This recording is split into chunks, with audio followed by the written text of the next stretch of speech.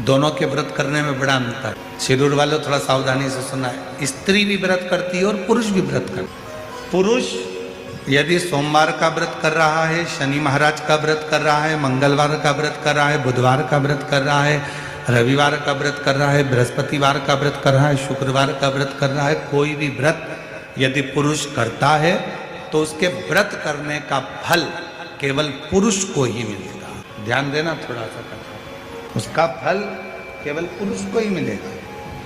पर जब एक स्त्री अगर कोई व्रत करती है तो उसका फल केवल स्त्री को नहीं मिलता, उसके पति को भी मिलता है, उसके पिता को भी मिलता है, उसके ससुर को भी मिलता है, उसके भाई को भी मिलता है। इसीलिए शायद पति के नाम के आगे धर्म नहीं लगाया, पर पत्नी के नाम के आगे धर्म लगाया, धर्म पत्नी।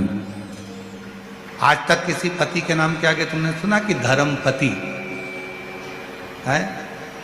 अरे बोलो तो शिरूर वालों, सुना आप लोगों ने? नहीं सुना।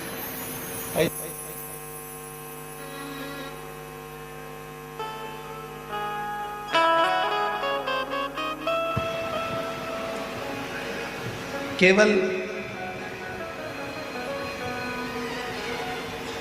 पति अगर सोमवार का व्रत करेगा तो उसको खुद को उसका फल मिलेगा। पति यदि प्रदोष का व्रत करेगा तो उसको खुद को फल मिलेगा। पति अगर मंगलवार का व्रत कर रहा है तो उसको खुद का फल मिलेगा।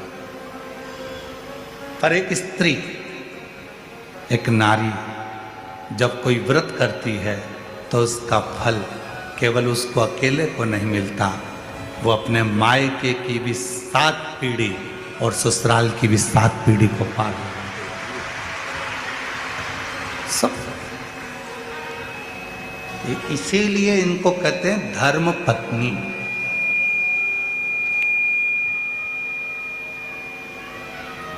और पतियों के नाम के आगे धर्म नहीं लगाया कि तुम धर्म पति, वो धर्म पत्नी है। और पत्नी और धर्म पत्नी में भी जमीन और आसमान का अंतर होता है। पत्नी वो होती है जो पति को पतन के रास्ते पर ले जाती है। पत्नी वो होती है जो पति को कर्जे में डुबा जाती है।